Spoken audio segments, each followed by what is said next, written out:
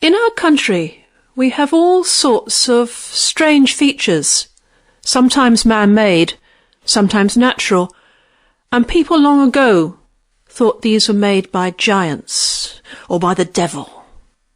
And in the north of England, they have what we now know are old quarries, but they said they were made by the fairies, and the fairies lived in there. And if you looked over the quarry edge, and the king of the fairies saw you, then he'd take you to fairyland. Now there was once a girl, and she'd heard this all her life, that there were fairies there, and she must never ever go near there, because if the king of the fairies saw her, she would disappear. But she'd got to the sort of age where she began to realise that grown-ups sometimes told you things like that to stop you doing things which were dangerous, and not because they were really true.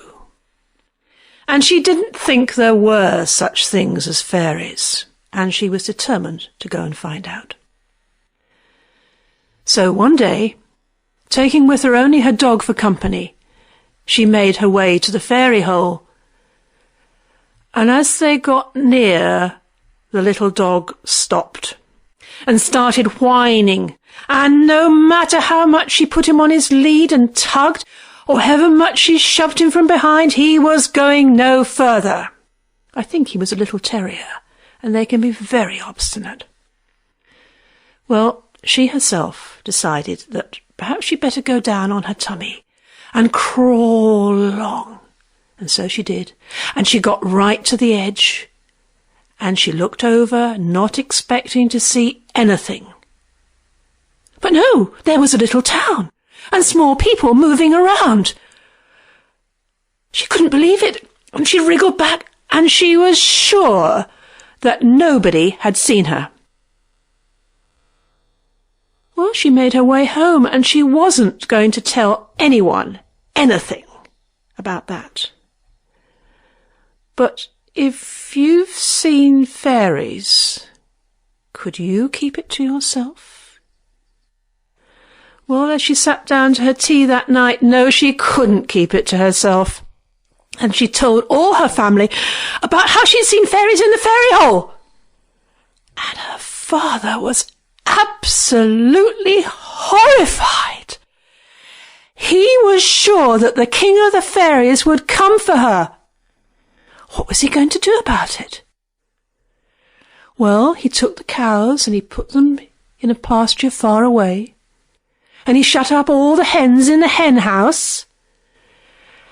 He stopped the clock, and he made everyone go to bed very, very early, so that if the fairies came, they'd think there was no one there. But there was one person he'd forgotten to tell. He hadn't told the little dog.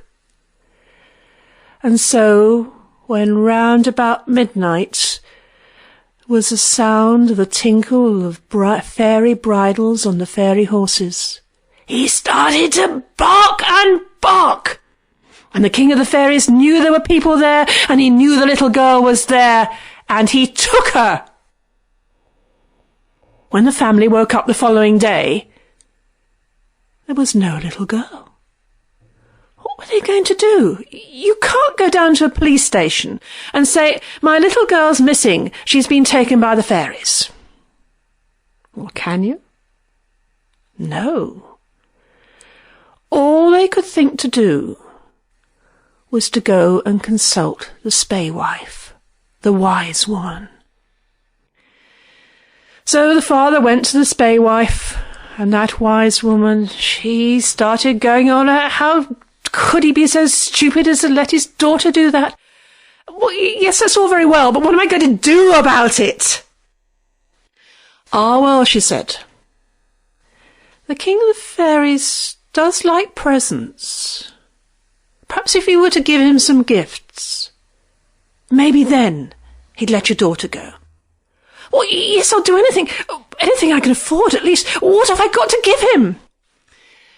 Well, she said, you could take a chicken without a bone, You could take a light that you don't have to put a switch on or light with a match or anything like that, but which you can hold in your hand. And perhaps you could take him a piece of animal flesh you can get without spilling a single drop of blood. Well, he didn't know what this meant, and wearily he went home. Well, his wife guessed the answer to the first one quite quickly, for it is, of course, an egg. And they sat and they thought. And then, suddenly, someone, I don't know who it was, suggested the light could be a glowworm or a firefly, because you can put that in your hand, and it has a little light. It won't give you much light, but still it is a light. Right. What were they going to do about the piece of animal's flesh you could get without blood? I mean, they're sort of silly things like killing an animal and draining it of all its blood, but then blood would have been spilt. And then the girl's brother remembered that when he went up onto the heathlands, up onto the moors, he could sometimes see lizards basking in the sun. And if you caught hold of a lizard's tail, it broke off without spilling a single drop of blood. That was it. That was the answer.